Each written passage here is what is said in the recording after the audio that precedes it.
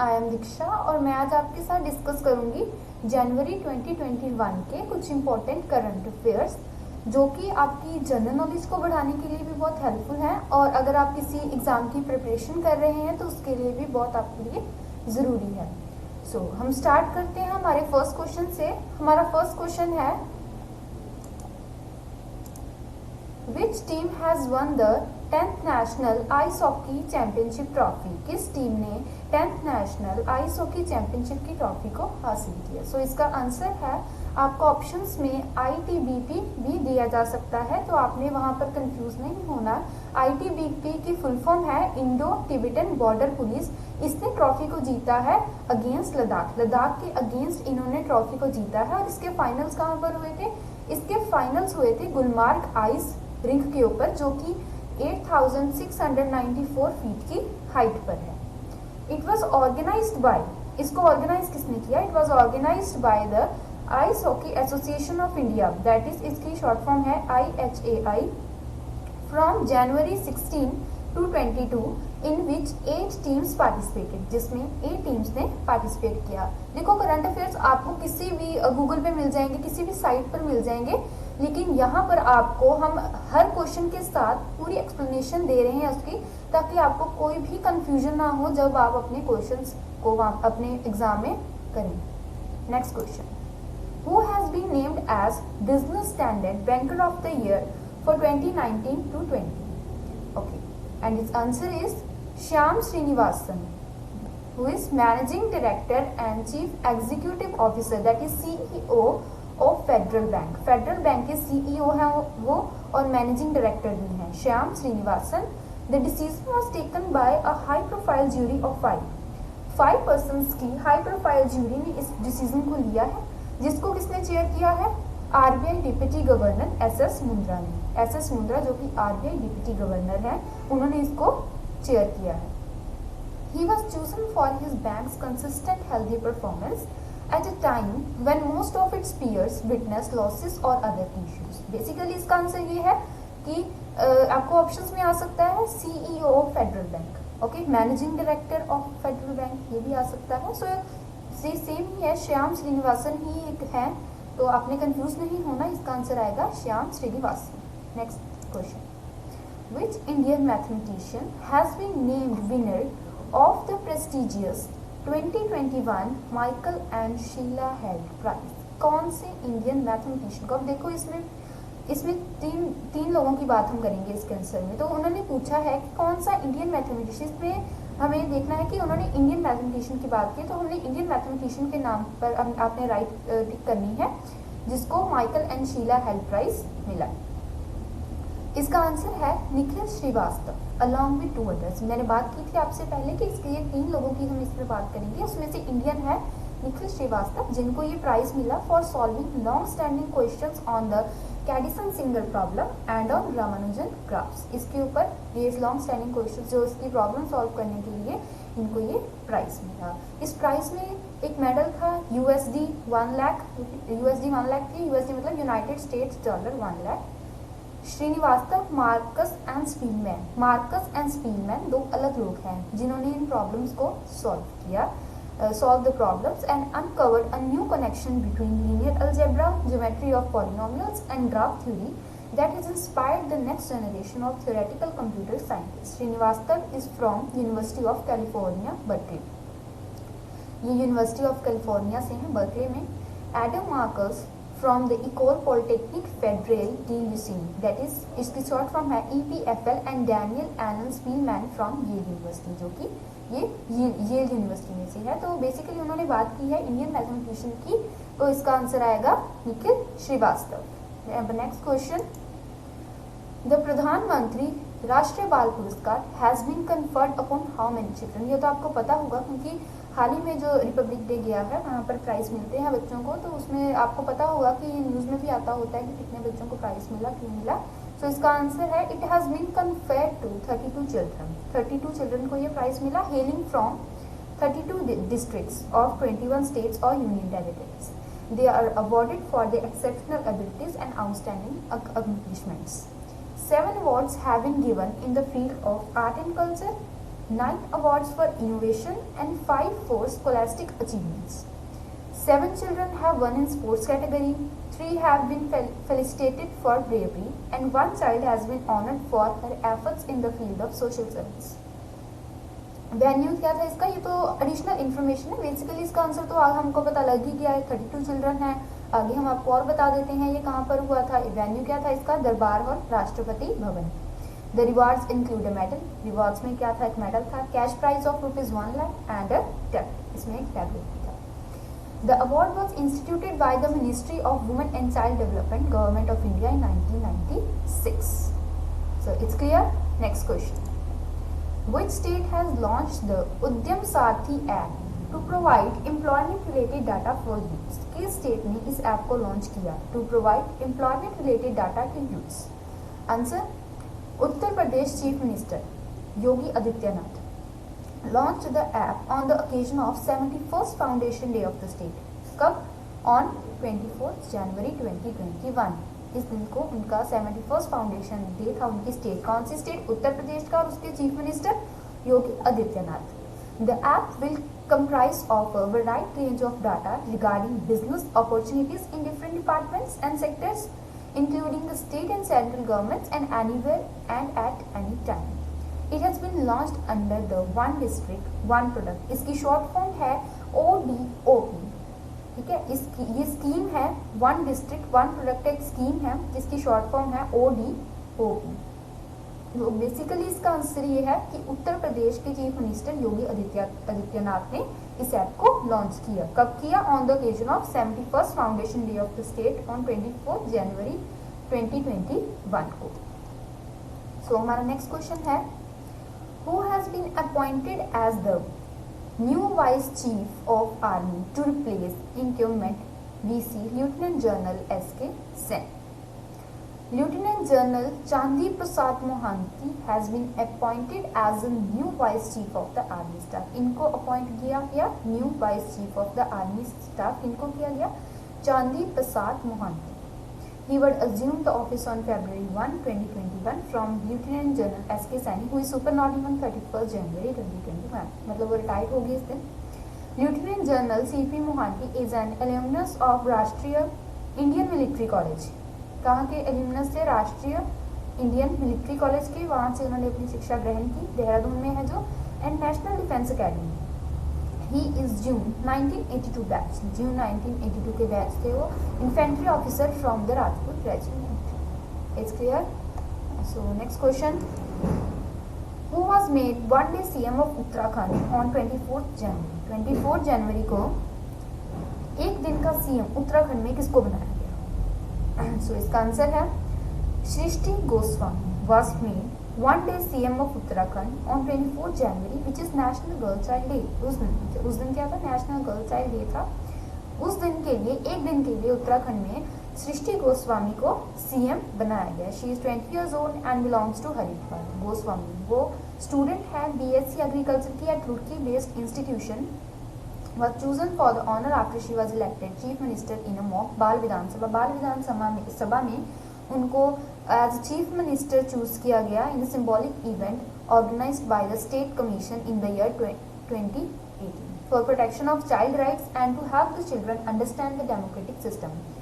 Next line is very important. इसमें आपको question ये भी आ सकता है कि सृष्टि गोस्वामी जो एक दिन की CM बनी थी उत्तराखंड की, उनको ये अपॉर्चुनिटी किसने दी? सो इसका आंसर है CM Trivendra Singh has given her this opportunity. CM Trivendra Singh ने उनको ये opportunity the. I hope this is clear to all of you. Next question. What is the projected GDP of India as per United Nations Department of Economic and Social Affairs? Its short form is UNDESA in the calendar year 2021.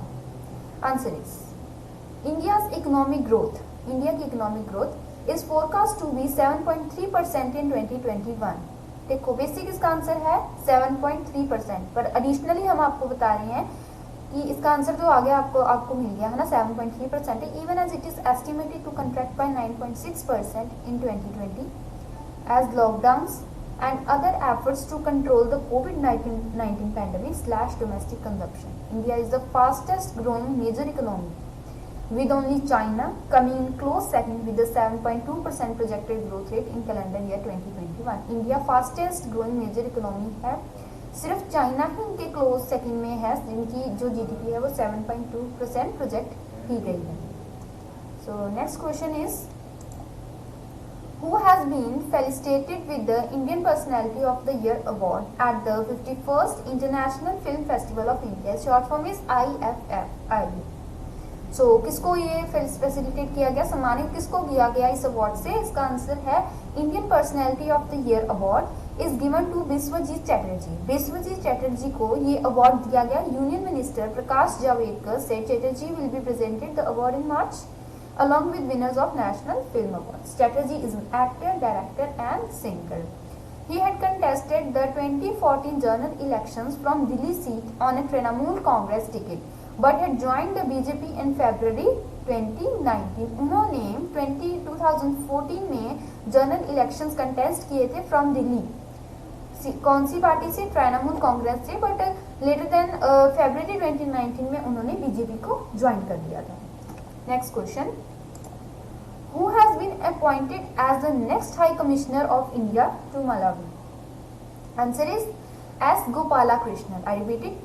S. Gopalakrishnan, presently Consular in the Embassy of India, Washington, has been appointed as the next High Commissioner of India to the Republic of Malawi. According to the Ministry of External Affairs, S. Gopalakrishnan को next high commissioner बनाया गया है of India to Malawi. Okay, next तो वैसे ही है कि he is expected to take up his assignment shortly. वो जल्द ही अपनी काम पर आएंगे, असाइनमेंट अपनी शॉर्टली टेकअप करेंगे. तो बेसिकली इसका आंसर यही है कि एस गोपाला कृष्णन को बनाया गया है, जो प्रेजेंटली काउंसलर है in the embassy of India, Washington. Next, आपको फुल एक्सप्लेनेशन के साथ हर क्वेश्चन को बताया जा रहा है. अगर आप नोट करना चाहते हैं आप नोट भी कर सकते हैं. आपके सामने आपको आपकी स्क्रीन पर आपको सब कुछ शो हो रहा है. अदरवाइज अगर आप पूरी कंसंट्रेशन से पूरे ध्यान से सुनेंगे इस वीडियो को तो आप जरूर कभी भी इन क्वेश्चंस में अटकेंगे नहीं, क्योंकि ये बहुत ही इंपॉर्टेंट क्वेश्चंस है. Next, which portal has been launched to collect data related to tribal migrant workers. किस पोर्टल को लॉन्च किया गया to collect data related to tribal migrant workers? किस पोर्टल को लॉन्च किया गया? Okay, so answer Shram Shakti. The ministry of tribal affairs की ministry ने on 22 January 2021 launch the Shram Shakti portal. Shram Shakti portal का नाम है to collect data related to the tribal migrant workers and will also link them to the existing welfare scheme. Okay, किसने launch किया? Ministry of tribal affairs ने. कब किया? On January 22, 2021 को. The tribal affairs minister Arjun Munda launch this portal. किसने launch किया? Tribal affairs minister Arjun Munda ने इस पोर्टल को लॉन्च किया. The digital portal will be successfully able to address the data gap and also empower the migrant workers who generally move in search of income generation and employment. जो tribal workers होते हैं वो generally migrate कर जाते हैं एक जगह से दूसरी जगह ताकि उनको ज़्यादा उनकी इनकम बढ़ जाए या फिर उनको एम्प्लॉयमेंट मिल जाए. सो इस पोर्टल को उनका डाटा जो गैदर करने के लिए उन्होंने इस पोर्टल को बनाया है. It will also help government to link the migrant population with the already existing welfare schemes. क्योंकि अगर उनके एरिया में कुछ वेलफेयर स्कीम्स हैं और कुछ लोग माइग्रेट कर गए हैं पर उनको पता नहीं है इन वेलफेयर स्कीम्स के बारे में, तो उन्होंने इस पोर्टल को बनाया है ताकि उनको उन लोगों का डाटा मिल सके कि वो लोग कहाँ हैं, ताकि वो उन लोगों को उन वेलफेयर स्कीम्स के साथ जोड़ सकें, जो कि वो स्टेट एंड सेंट्रल गवर्नमेंट्स कोई भी अगर कोई वेलफेयर स्कीम बनाती है उनके लिए तो उनके साथ उनको जोड़ सके. Next question, how many Pragati meetings have been chaired by PM Modi till date since its inception? कितनी प्रगति मीटिंग्स पीएम मोदी ने अटेंड की है? Prime minister Shri Narendra Modi chair the 35th Pragati meeting. 35th Pragati meeting को उन्होंने चेयर किया on 27 January 2021 to review multiple projects, grievances and programmes. Okay, so 35th Pragati meeting को उन्होंने 27 January 2021 को चेयर किया. तो प्रगति के बारे में आपको बताते हैं कि प्रगति मीटिंग्स क्या होती है. इन प्रगति में Pragati stands for proactive governance and timely implementation. In the meeting 10 agenda items were taken, 10 agenda items ली गई थी for review worth rupees 54,675 crore related to 15 states. 15 states के रिलेटेड उन्होंने 10 एजेंडा आइटम्स ली थी, उनके ऊपर डिस्कस करते हैं जो भी है, ठीक है। तो बेसिकली इसका आंसर है कि 35th Pragati meeting prime minister Shri Narendra Modi ने चेयर की थी 27 जनवरी 2021 को। नेक्स्ट का question, which book has won 2020 Booker prize, किस बुक ने 2020 का बुकर प्राइज जीता? New York based Scottish writer Douglas Stuart has won the prestigious 50,000 pound Booker Prize for his autobiographical debut novel Shaggy Bane, a coming-of-age tale of love and alcoholism set in 1980s. Last one destined to be classic, beating 5 other shortlisted authors including Indian origin Avni Doshi. So New York based Scottish writers, ये writer का नाम है Douglas trout, ये writer का नाम है। उसने prize जीता, प्राइज में उसको क्या मिला? 50,000 पाउंड मिले for Booker prize for his autobiographical debut novel. उसकी नोवेल का नाम क्या था? नोवेल का नाम था शगी बेन। आई रिपीटेड कि राइटर का नाम है डॉगलस ट्रॉट और उसकी जो बुक नोवेल है उसका नाम है शगी बेन, ठीक है। That is a coming of age tale of love and alcoholism. Okay, next question,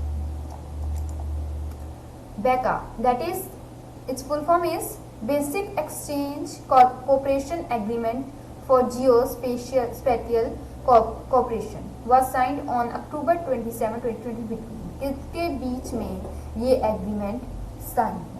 सो बेका along with 4 other crucial agreements was signed on October 27, 2020 between India and US in New Delhi.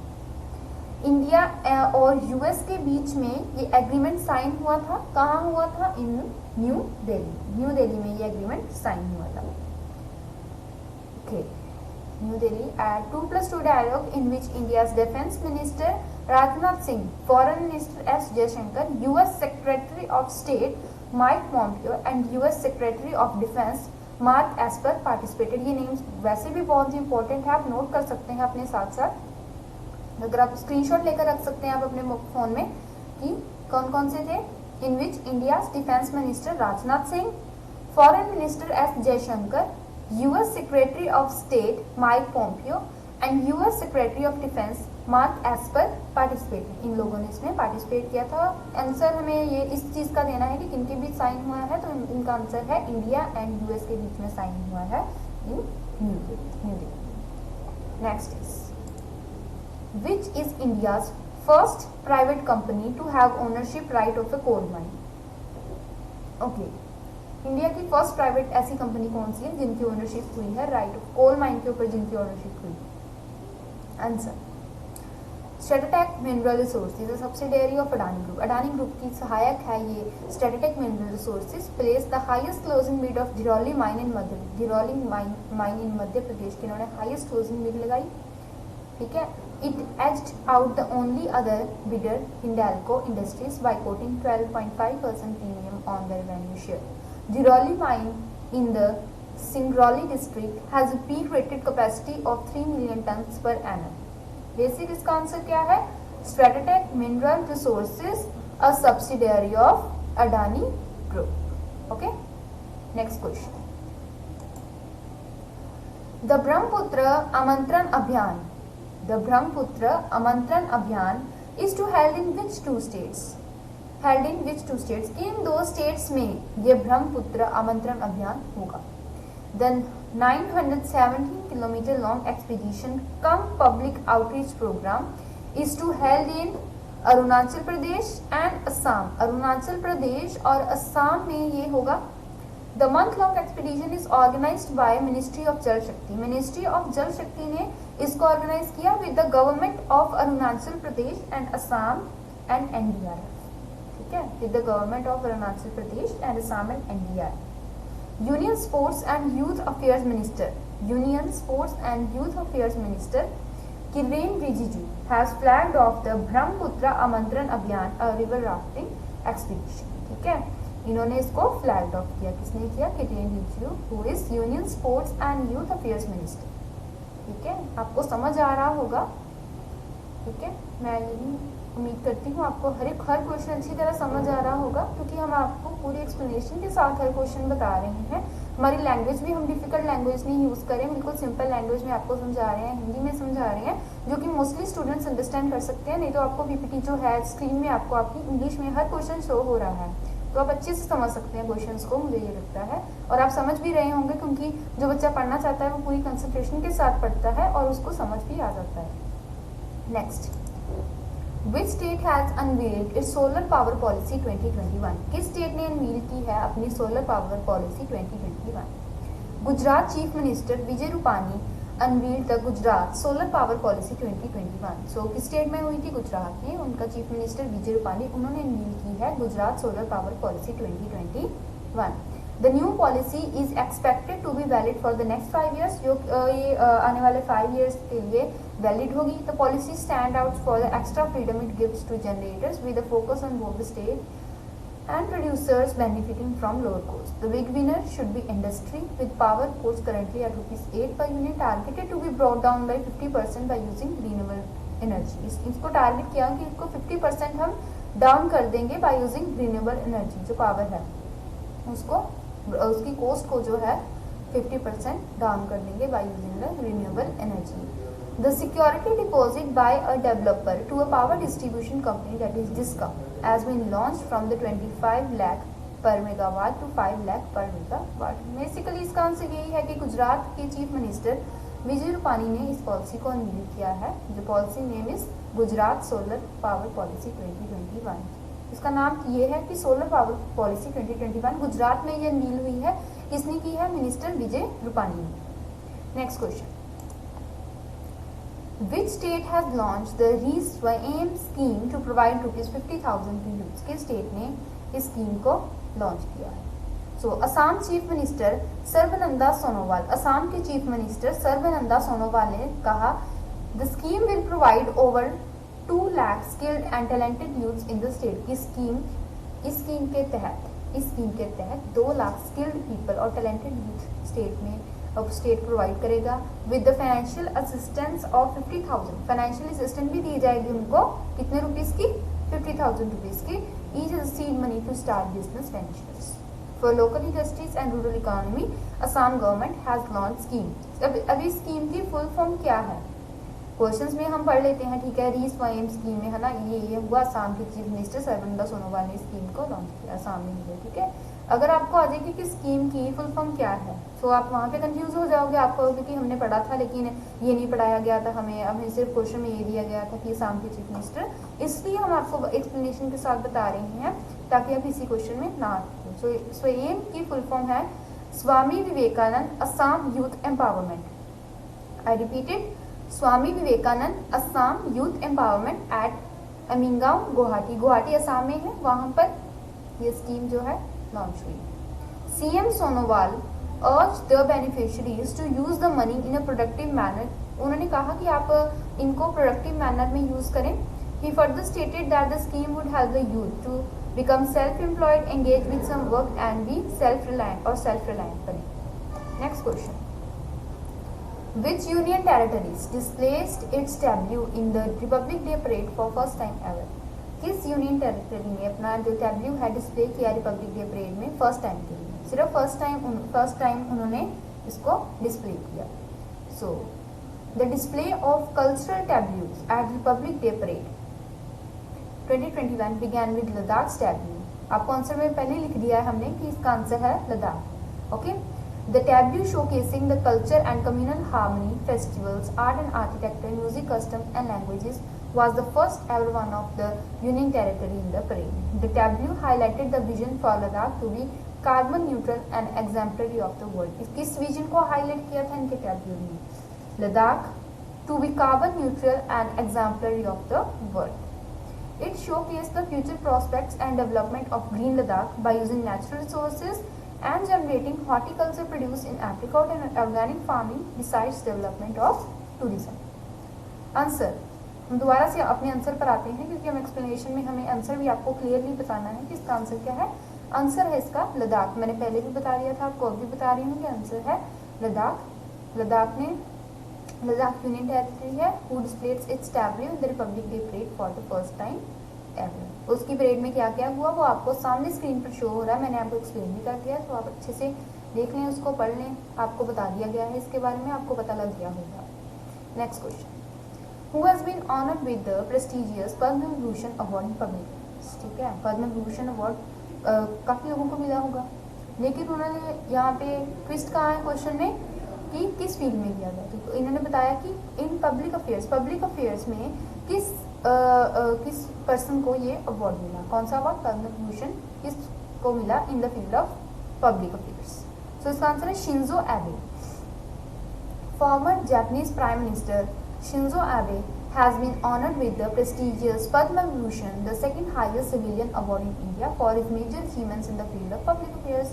ठीक है, Shinzo एबे जो कि farmer Japanese prime minister है, उनको ये award मिला गया, पद्म भूषण अवार्ड मिला गया, जो कि आपको पता है कि Padma Bhushan second highest civilian award है इंडिया का, तो उसको इस अवार्ड से ऑनर किया गया because of her achievements, because of his achievements in the field of public affairs. Okay, President Ramnath Kovind has approved the conferment of 119 Padma Awards on the occasion of Republic Day. Japan Prime Minister Shinzo Abe has been honored with Padma Bhushan for his major achievements in the field of public affairs, जो हम already पढ़ चुके हैं कि उनको public affairs में ये award मिला। नेक्स्ट क्वेश्चन करेंगे अभी हम अपना 21st क्वेश्चन है हमारा, Which nation has become the world's top destination for new foreign direct investment in 2020?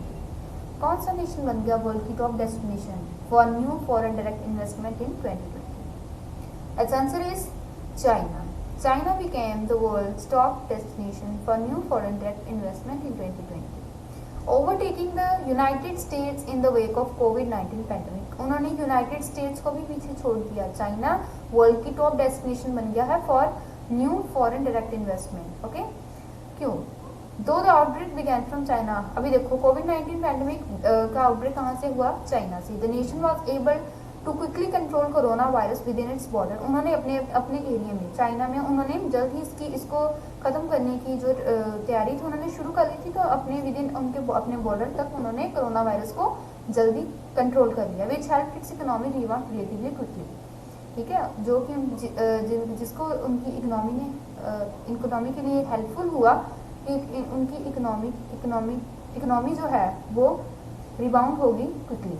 The united nations on the other hand was among the hardest hit nations. सबको पता है united nation सबसे hardest hit nations में से रहा है, as it struggle to curb the outbreak which severely impacted its economy and adversely affected its economic output. Basically answer इसका आएगा China. Okay, next question, 22nd question, Which state has launched the new scheme पंख अभियान? किस state ने अपनी नई scheme को launch किया जो कि है Pankh Abhiyan? So Madhya Pradesh chief minister Shivraj Singh Chouhan, Madhya Pradesh के chief minister Shivraj Singh Chouhan has launched a new scheme Pankh Abhiyan on the occasion of national girl child day under Beti Bachao Beti Padhao scheme. सो यहाँ पे हम रुकते हैं, पहले इसको इतने को डिस्कस करते हैं। मध्य प्रदेश के चीफ मिनिस्टर शिवराज सिंह चौहान ने स्कीम को लॉन्च किया। ठीक है, कौन सी स्कीम को? पंख अभियान को, on the occasion of national girl child day. National girl child day के दिन उन्होंने, मध्य प्रदेश के चीफ मिनिस्टर शिवराज सिंह चौहान ने पंख अभियान को लॉन्च किया। कौन सी स्कीम के तहत? क्वेश्चन आपको पूछा जाए कि इस अभियान को किसने लॉन्च, मतलब शिवराज सिंह चौहान ने लॉन्च किया, किस स्कीम के तहत इसको लॉन्च किया? सो आप फंस जाओगे वहां पे। ठीक है, सो इसको किस स्कीम के तहत लॉन्च किया गया? Under Beti Bachao Beti Padhao scheme. Okay, in order to aid in empowerment and growth of girl child. ठीक है, ग्रोथ ऑफ गर्ल चाइल्ड, बेटी बचाओ बेटी पढ़ाओ से हमें पता लग जाता है। ठीक है, इसके सो इन पंख, अभी पंख की फुल फॉर्म कर लेते हैं। पंख में क्या क्या है? P stands for protection, A stands for awareness of rights, N stands for nutrition, K stands for knowledge and H stands for health। ठीक है, P stands for protection, A for awareness of rights, N for nutrition, K for knowledge and H for health। The CM also announced scholarships। scholarships भी उन्होंने announce की, worth rupees 6.47 thousand crore for 26,099 girls under लाडली लक्ष्मी योजना। Okay, इसमें हमने दो, एक scheme की बात की, एक योजना है। स्कीम कौन सी है? बेटी बचाओ बेटी पढ़ाओ, जिसके तहत शिवराज सिंह चौहान जो कि मध्य प्रदेश के चीफ मिनिस्टर हैं, उन्होंने पंख अभियान को लॉन्च किया। एंड नेक्स्ट, सीएम ने और क्या अनाउंस किया? स्कॉलरशिप्स, कितने रुपीस की? 6.47 करोड़ की फॉर 26,099 गर्ल्स अंडर लाडली लक्ष्मी योजना, इस योजना के under. Next question is 23rd question, The land allotment policy of 2021 to 30 has been released by which state or union territory? Okay, land allotment policy 2021 to 30 किस state और union territory में launch हुई? किस state और union territory ने इसको launch किया? ठीक है, तो हम आंसर करते हैं इसका, Jammu and Kashmir administration. Jammu and Kashmir administration has released the new policy named land allotment policy 2021 to 30। ठीक है, जम्मू एंड कश्मीर की एडमिनिस्ट्रेशन ने इस पॉलिसी को लॉन्च किया। The Administrative Council, which met here under chairmanship of Lieutenant Governor Manoj Sinha, administration जो कि chairmanship of under the chairmanship of Lieutenant Governor Manoj Sinha के अंदर हुई, approved the adoption of Jammu and Kashmir Industrial Land Allotment Policy। उन्होंने approve कर दिया इस policy को to evolve a highly structured industrial land bank for promoting equitable industrial growth in Jammu and Kashmir। ताकि equitable industrial growth और Jammu and Kashmir ले, इसलिए उन्होंने इस पॉलिसी को एक्सेप्ट कर लिया। ठीक है, the new policy proposes, new policy क्या प्रपोज करती है? Zoning of industrial areas and block. ठीक है, इंडस्ट्रियल एरियाज की जोनिंग हो जाती है municipality level after taking into consideration various factors including the existing level of industrial development, location of the proposed zone and level of urbanisation. It will also cover land allotment for health institutions, medicities and industrial educational institutions। Okay, so आपको बता दी, इसकी सारी information भी बता दी है ना। Basically इसका answer तो यही है कि जम्मू एंड कश्मीर में हुई। ठीक है, लेफ्टिनेंट गवर्नर मनोज सिन्हा ने अप्रूव की थी। सो ये बहुत ही बढ़िया एक्सप्लेनेशन है इस क्वेश्चन की। ठीक है, आपको बहुत, मेरे हिसाब से तो किसी भी साइट पर आपको ऐसी एक्सप्लेनेशन नहीं मिलेगी जैसे हम आपको हर क्वेश्चन की इतनी एक्सप्लेनेशन दे रहे हैं। क्योंकि मैंने देखा है कि अगर आप गूगल से भी देखते हैं, नेट से देखते हैं, तो वहाँ पे क्वेश्चन की इतनी ज़्यादा एक्सप्लेनेशन नहीं होती है। ठीक है, तो यहाँ पर अगर आपको इतनी हर एक क्वेश्चन की ऐसे ही एक्सप्लेनेशन मिल रही है, तो आपको आपको हमारी वीडियोस को और आगे शेयर करना चाहिए, ताकि और लोगों को भी इस वीडियोस का लाभ हो सके। ठीक है, उनके लिए यूजफुल हो, तो उनके लिए ये वीडियोस, उनके तक ये वीडियोस को पहुँचाना आपकी रिस्पॉन्सिबिलिटी है। सो हम कंटिन्यू करते हैं हमारे क्वेश्चन के साथ। हमारा नेक्स्ट क्वेश्चन है 24th question, that is the HSBC has inaugurated its international banking unit in which state. सो HSBC ने इनॉर्गेट किया है और उसका इंटरनेशनल बैंकिंग यूनिट किस स्टेट में है? Global financial services major HSBC inaugurated its international banking unit, इसकी शॉर्ट फॉर्म है IBU, branch at GIFT City near Gandhinagar city in Gujarat. तो गिफ्ट सिटी नाम से कि नाम गिफ्ट सिटी है, तो गिफ्ट सिटी शॉर्ट फॉर्म है। गिफ्ट जो है ये शॉर्ट फॉर्म है, इसकी जो है इसकी फुल फॉर्म है Gujarat international finance tech city. ठीक है, Gujarat international finance tech city इसकी फुल फॉर्म है। ठीक है, सो जो HSBC ने IBU ब्रांच अपनी खोली है, it will be operational for customer transaction with effect from January 27। ये कस्टमर ट्रांजेक्शंस के लिए ऑपरेशनल होगी। Okay, HSBC has been present in the country for more than 160 years. More than 160 years से ये present है कंट्री में, and it's 4th branch globally was opened in India now. अब इसकी 4th ब्रांच जो है वो ओपन हो चुकी है इंडिया में। ठीक है, नेक्स्ट क्वेश्चन करते हैं अपना। Who has been appointed as the ambassador of India to Portugal? किसको अपॉइंट किया गया? The Indian government has appointed a new ambassador, Manish Chauhan, to Portugal. Manish Chauhan को अपॉइंट किया गया है new ambassador to Portugal. The information was shared by Vikas Swarup, Secretary, Ministry of External Affairs in tweet. ठीक है, इस information को share किया विकास स्वरूप ने अपनी एक ट्वीट में। Okay, A 1994 batch IFS, that is Indian Foreign Service, Manish Chauhan is at present Joint Secretary in the Ministry of External Affairs, working with UNES। ये शॉर्ट फॉर्म है, इसकी फुल फॉर्म है United Nations economic and social. ठीक है, UNES की with UNES division under MEA, that is Ministry of External Affairs। Okay, so basically इसका answer हमारे पास ये है कि मनीष चौहान को अपॉइंट किया गया है as ambassador of India to Portugal. Okay, next question करते हैं हम अपना 26 question. Shri Rajnath Singh has unveiled the driverless metro car for which regional development authority? किस रीजनल डेवलपमेंट अथॉरिटी के लिए श्री राजनाथ सिंह ने अनवील की है ड्राइवलेस मेट्रो कार? ठीक है, सो आंसर करते हैं रक्षा मंत्री श्री राजनाथ सिंह, ठीक है, unveil state of the art driveless metro car for Mumbai metropolitan region development authority. इसकी शॉर्ट फॉर्म है MMRDA, ठीक है, short form Mumbai metropolitan region development authority. ये फुल फॉर्म है, इसकी शॉर्ट फॉर्म है MMRDA। At a function held at BEML's Bangalore complex on 15 January 2021, indigenously designed and developed state-of-the-art driverless metro trains are being manufactured at BEML Bangalore complex. Shri Rajnath Singh expressed hope that MMRDA driverless technology will lead to its expansion into other fields of defense, such as tanks and fighter jet planes in the future. Basically answer आपको हम बता जा रहे हैं साथ साथ में कि इसका आंसर जो है आएगा Mumbai metropolitan region development authority. Short form में अगर आपको ऑप्शंस में आ जाए तो आपको ये याद रखना है MMRDA इसकी शॉर्ट फॉर्म है, ठीक है। Next question 27th question, which country has black listed याओमी कॉर्प? ठीक है, किस कंट्री ने ब्लैक लिस्ट कर दी है याओमी corporation? The US government has blacklisted Chinese smartphone maker Xiaomi Corporation. Chinese smartphone maker Xiaomi corporation को यूएस गवर्नमेंट ने blacklist कर दिया है।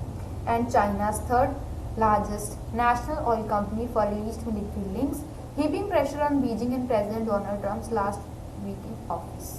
The Department of Defense added 9 companies to its list. Department of Defense ने 9 companies को अपनी list में add किया।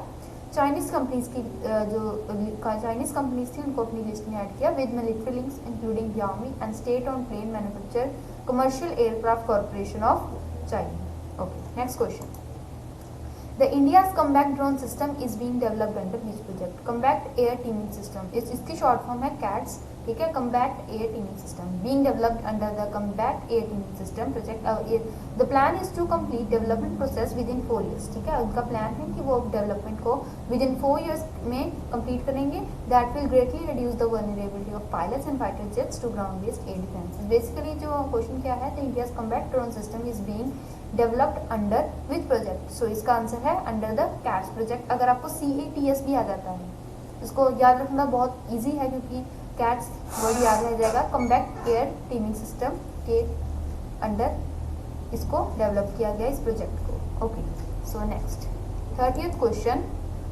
Sorry 29th question, which organisation has launch CollabCAD software to provide a total engineering solution for students? ठीक है, किस organisation ने launch किया कोलैब कैट सॉफ्टवेयर को to provide a total engineering solution for students? So इसका answer है national informatics centre, इसकी short form NIC, along with central board of secondary education that is CBSE, ठीक है, ministry of education is jointly launching Collab CAT software, a collaborative network computer-enabled software system providing a total engineering solution from 2D drafting and detailing to 3D product design for students. इनमें बहुत ही अच्छी तरह से engineering students जो को solutions मिलेंगे इस software में कोलैब कैट में, जिनको नेशनल इंफॉर्मेटिक्स सेंटर और CBSE ने ज्वाइंटली लॉन्च किया है। सो अगर आपको हमारी ये वीडियो अच्छी लगी है तो आप इसको लाइक करें, चैनल को सब्सक्राइब भी करें, और आपको लगता है कि आपके कोई रिलेटिव्स हैं, कलीग्स हैं, या आपको कोई भी नोन है जिनको